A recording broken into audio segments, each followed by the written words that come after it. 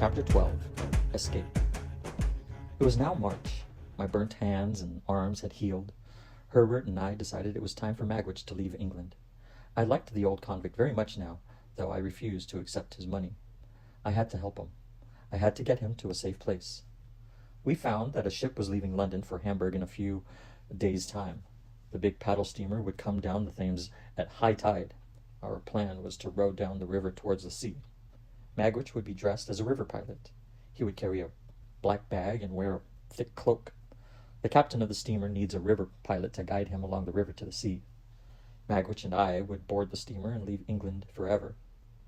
The day came for us to leave. In the evening, Herbert and I left our rooms and rowed down the river to Old Mill Bank. Magwitch was waiting for us. He got into the boat and sat down. "Dear boy, faithful dear boy, Thank you, he said quietly.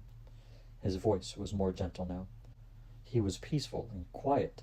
For the first time in his life, people had cared for him and spoken to him kindly.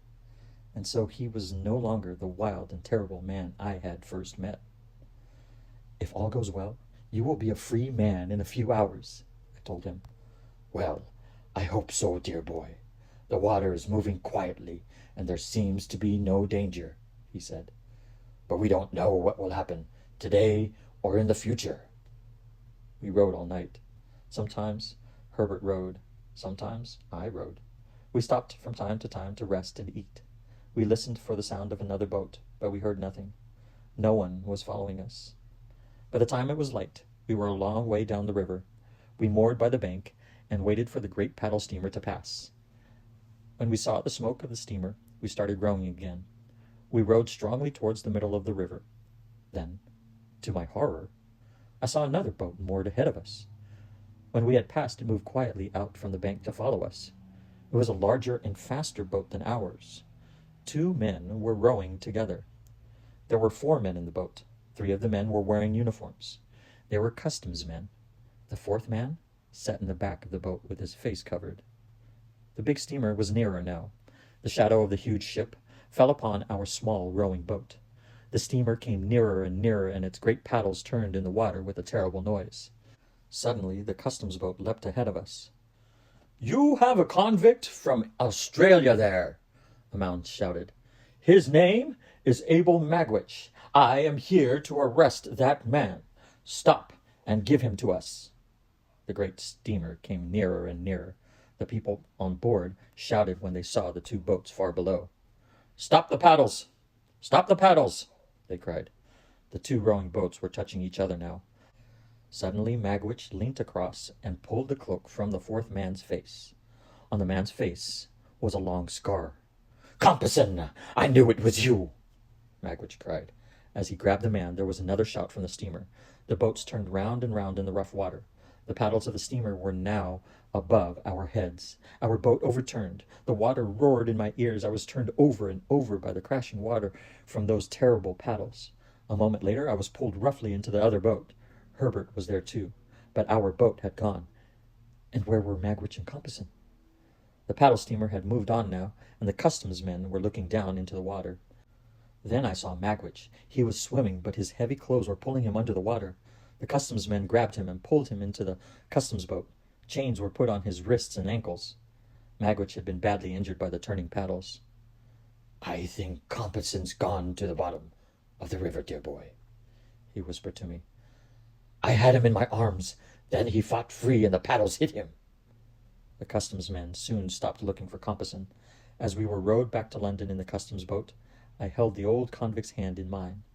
This rough, hard man had remembered my kindness to him long ago. He had treated me better than I had treated Joe. "Dear boy," Magwitch whispered, "use my money when I've gone. One thing I ask, come to the court and see me for the last time. They will hang me now." "I will stay with you until the end," I said. "I will be as faithful to you as you have been to me." There was no hope for a returned convict. Magwitch was tried and sentenced to death by hanging, but he was very ill. His injuries were very bad. He was taken from the court to the prison hospital. I sat with him every day. Every day, Magwitch grew weaker. One day, when I visited him, I felt that his death was near. He was pale and very weak. "Dear boy, God bless you," he whispered, as I sat down by the bed. "You never left me even when there was danger. You stayed near me when the dark clouds gathered. This has been the best part of my life." His breathing was very bad now. He lay back on the bed and closed his eyes. I held his hand in mine. "Dear Magwitch, I have something to tell you," I said quietly. "Can you understand what I say?" The old convict held my hand tightly. "You had a child once, who you loved and lost," I said slowly. "She lived and found rich friends. She is a lady now, and very beautiful. And I love her." With the last of his strength, Abel Magwitch raised my hand to his lips. He opened his eyes and looked at me. Then he smiled, and his eyes closed again, forever.